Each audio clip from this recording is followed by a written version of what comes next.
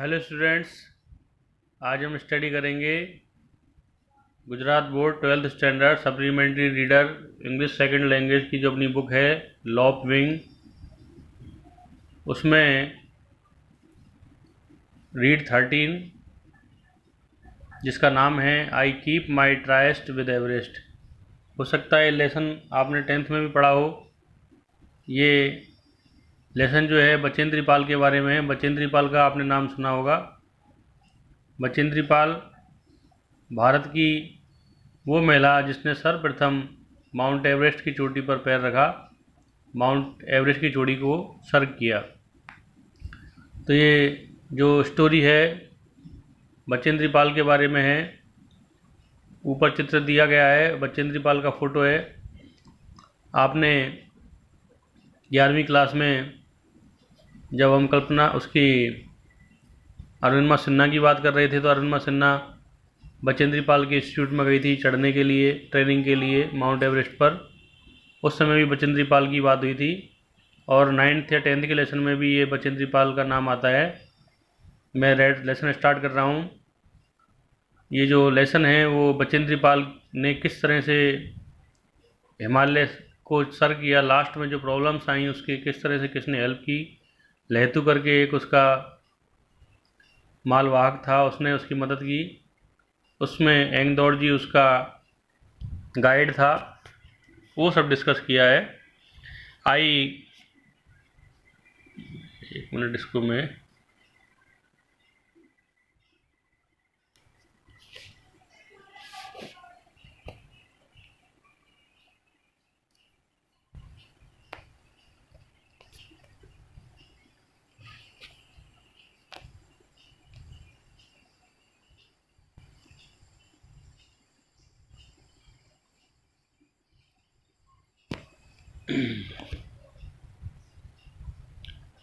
I got up at 4 in the morning, melted snow and brewed tea। मैं सुबह 4 बजे उठ गई और मेल्टेड स्नो बर्फ़ को पिघलाया, मेल्ट किया गर्म करके। माउंट एवरेस्ट पर पानी मिलेगा नहीं, क्योंकि पानी जो है बर्फ़ बन जाएगा। तो पानी को आपको चाय बनानी हो तो पानी को मेल्ट करना पड़ेगा, बर्फ़ को मेल्ट करना पड़ेगा आपको, फिर वो पानी बनेगा, फिर उबलेगा, उसकी चाय बनेगी। तो melted snow and brood T, brood का मतलब यहाँ पे दिया है बॉइल्ड एंड प्रिपेयर्ड टी, पानी को गर्म करना और उसकी चाय बनाना। After a light breakfast of a few biscuits and half a slab of chocolate I left my tent at around 5:30 a.m. Ang Dorje was standing outside. कुछ हल्का सा ब्रेकफास्ट करने के बाद, जो कि बिस्किट्स लिए थे मैंने ब्रेकफास्ट में और चॉकलेट की स्लैब ली थी, एक आध चॉकलेट के पीस लिए थे। I left my tent at around 5:30 a.m. सुबह के 5:30 बजे मैंने मेरा टेंट छोड़ दिया। Ang Dorje was standing outside, Ang Dorje बाहर खड़ा हुआ था।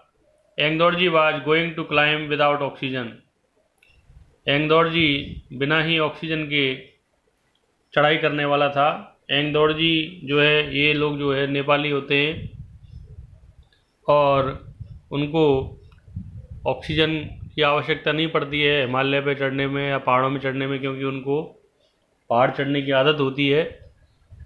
तो वो बिना ऑक्सीजन के चढ़ रहा था और जो बचेंद्री पाल है उसको ऑक्सीजन लगाना पड़ रहा था। But because of this his feet would get very cold, परंतु इसके कारण उसके जो पैर थे वो बहुत ठंडे होने वाले थे। He thus wanted to avoid long exposure at heights and a night at the Sumit camp, इसलिए वो ज़्यादा लंबी चढ़ान चढ़ने में, ऊंचाई पर लंबी चढ़ान चढ़ने में एवॉइड कर रहा था। And a night at the summit camp, और सुमित कैंप पर रुकने के लिए। He had therefore to either get to the peak and back to the south pole the same day और एबंडन द अटेम्प्ट। उसने 2 ऑप्शन बताए थे भाई, वो क्या कहा उसने। He had therefore to either get to the peak, या तो भाई चोटी पे चढ़ जाओ, and back to the south pole, और वापस साउथ पोल पर आ जाओ द सेम डे, एक ही दिन में, और एबंडन द अटेम्प्ट, या फिर एबंडन का मतलब होता है लीव। बोर्ड में आपके सिमिलर वर्ड भी आते हैं, तो इसमें आपको लिखते रहना है एबंडन मतलब लीव द अटेम्प्ट, या कोशिश छोड़ देनी है आपको। He was keen to start immediately, वो तुरंत ही चढ़ाई शुरू करने के लिए उत्सुक था, कीन यानी उत्सुक। And asked if I would to go with him, और उसने मुझसे पूछा कि भाई क्या मैं उसके साथ में जाने वाली हूँ। Going to the top from the South Col and back in a day would be strenuous, एक ही दिन में साउथ कोल से चढ़ाई पर जाना चोटी पर, and back in a day would be strenuous, और सेम डे उसी दिन वापस आना बहुत ज़्यादा एनर्जी जाने वाला था, उसमें बहुत कठिन कार्य था। And tough, and there was the risk of Ang Dorje turning back if his feet got too cold, और इस बात में बहुत रिस्क भी था कि भाई यदि एंग डॉर्जी के पैर ठंडे हो गए, उसे ठंड लग गई, सेम डे में आने जाने में तो बहुत दिक्कत होने वाली थी, क्योंकि वो विदाउट ऑक्सीजन चढ़ रहा था। I however had full confidence in Ang Dorje, however जो आया है कॉन्ट्रास्ट के लिए आया है, हालांकि मुझे एंग डॉर्जी में पूरा विश्वास था, as well as in my stamina, और मुझे अपने स्वयं के स्टेमिना में भी विश्वास था। स्टेमिना मतलब सशक्त, शक्ति, बल, अपनी क्षमता। एंड क्लाइंबिंग कैपेबिलिटी, और जो चढ़ने की कैपेबिलिटी है, क्षमता है, उसमें भी मुझे अपने आप पर विश्वास था कि भाई मैं चढ़ सकती हूँ। Besides no one else was ready to move at that time, साथ ही साथ उस समय पर हमारे साथ चलने के लिए कोई भी तैयार नहीं था।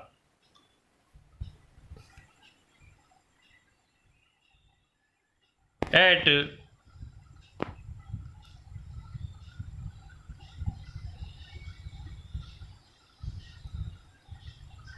6:20 when Angdorji and I stepped out from the South Pole, सुबह 6:20 पर जब एंगदौर जी ने और मैंने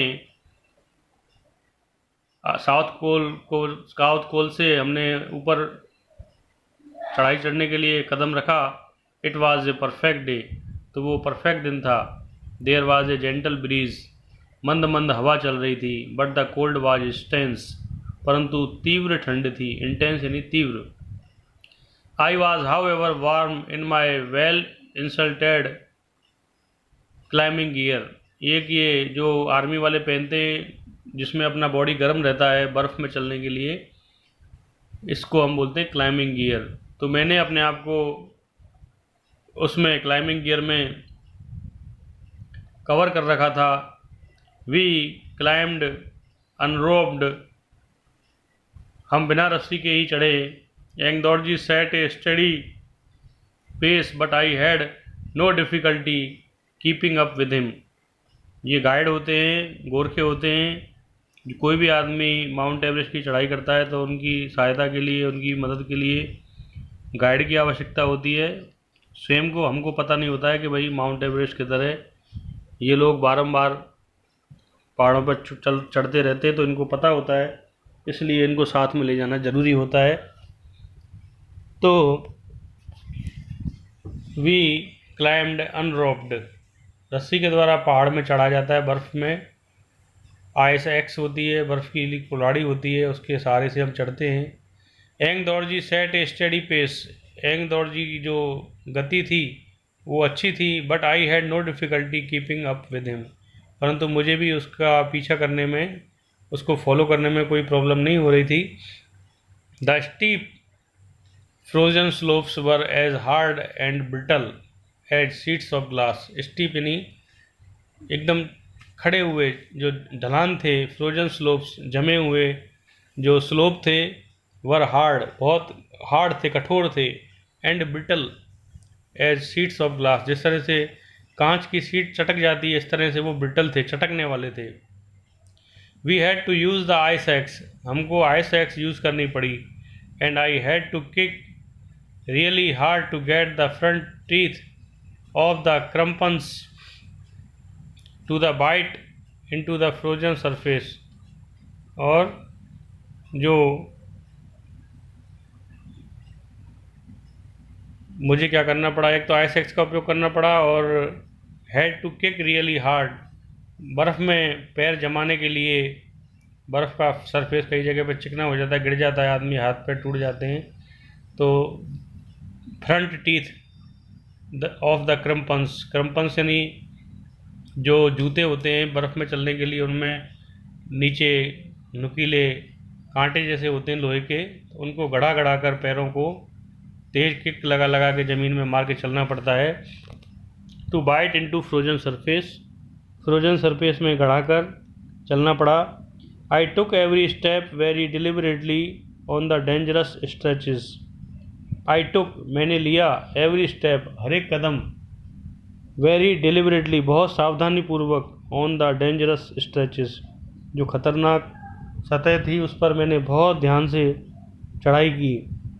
इन लेस देन 2 आवर्स और 2 घंटे से भी कम में we reached the summit camp, हम सुमित कैंप पर पहुंच गए। Ang Dorje looked back and asked if I was tired, Ang Dorje ने पीछे मुड़कर देखा और मेरे से पूछा क्या मैं थक गई हूँ। I replied no. To his surprise and delight, उससे आश्चर्य हुआ और खुशी हुई। He told me that earlier summit party had taken 4 hours to reach the summit camp, उसने कहा इससे पहले जो पार्टी थी जिसके साथ में वो गया होगा, उसने सुमित कैंप तक चलने में 4 घंटे लगाए थे। And added that if we could keep our present pace, और उसने ये भी कहा कि यदि हमने यही गति रखी, अपनी पेस यानी गति जो हमारी वर्तमान गति है वही उसी रफ्तार से हम चले, तो we would be on the summit by 1 PM, तो हम सुमित यानी चोटी पर हम 1 बजे तक पहुंच जाएंगे। लहतू was following us and caught up with us when we rested below the South Sumit। लहतू जो है पिट्ठू था उन सामान उठाने के लिए, तो लहतू was following us, लहतू हमारा पीछा कर रहा था। and caught up with us, उसने हमको पकड़ लिया, हमारा पीछा करते करते आ गया वो, यानी when we rested below the south summit, जब हमने साउथ सुमित के नीचे आराम कर रहे थे हम लोग, तो वहाँ पे वो आ गया। After drinking some tea we moved on, कुछ चाय पीने के बाद में हमने ऊपर चले वापस। Lhatu had brought a nylon rope, Lhatu के पास में एक नायलॉन की रस्सी थी। So Ang Dorje and I roped up while Lhatu walked in the middle, Lhatu बीच में चल रहा था और एंग दौड़जी आगे और मैं पीछे चल रही थी। इस तरह से हमने रस्सी पकड़ रखी थी। Holding the rope with one hand more for balance than security, security से ज़्यादा एक हाथ से हमने वो एक जो रस्सी है वो पकड़ रखी थी बैलेंस बनाने के लिए, क्योंकि उसमें गिरने का डर रहता है, बर्फ़ में चोट लगने का डर रहता है, इसके लिए रस्सी के सारे चलते हैं। लहतू noticed that I had been climbing with oxygen at about 2.5 liter per minute। लहतू ने देखा कि भाई मेरे जो ऑक्सीजन चल रही थी पीछे, उसके सिलेंडर पर जो मीटर लगा होता है उसका प्रेशर 2.5 लीटर पर मिनट था, against the normal 4 for these Heights, जबकि उस हाइट पर 4 लीटर प्रति मिनट का प्रेशर होना चाहिए। After he increased the oxygen flow on my regulator, और जब उसने मेरे रेगुलेटर पर प्रेशर बढ़ा दिया, मतलब ऑक्सीजन ज़्यादा मिलने लग गई मुझे, I found even the steeper stretches comparatively easy, तो मुझे चढ़ाई चढ़ने में बहुत आसानी हुई। Beyond the south summit the breeze increased, south summit पर जो है हवा तेज़ हो गई। At that height the eddies of strong winds whipped up the powder snow, बर्फ़ की चक्री जैसी बन जाती है जिस तरह से हवाएं चलती हैं। हम देखते हैं कई बार गर्मी के मौसम में मिट्टी उड़ती है तो गोल गोल घूमने लगती है, इसी तरह पर हिमालय में बर्फ़ के पाउडर की एडीज़ बन जाती हैं और वो बवंडर का सा रूप लेके ऊपर घूमती हैं, तो बहुत उनकी चोट लगती है, नुकसान करती हैं वो। जो क्लाइंबर होते हैं उनको। तो at that height the eddies of strong wind whipped up the powder snow reducing visibility to nil. और उनसे जो विजिबिलिटी है, हमारी देखने की क्षमता थी, वो नील हो गई, बहुत कम दिख रहा था। ऑन मैनी ओकेजन्स, कई बार, I had to get into a crunching position with my back to the onslaught of the icy wind saturated with fine particles of bone dry powder snow. कई बार सूखी जो बर्फ़ है वो हड्डियों में इतनी लग रही थी, बहुत ख़तरनाक लग रही थी सूखी बर्फ़ की चोट। और जो हमें क्रंची पोजीशन में झुकना पड़ा। क्रंची पोजीशन यानी बैठ जाते नीचे, उसको क्रंची पोजीशन कहते हैं, पैरों के बल। Can you climb a mountain in such a weather? क्या आपने ऐसे मौसम में कभी क्लाइंबिंग किया है माउंटेन पर?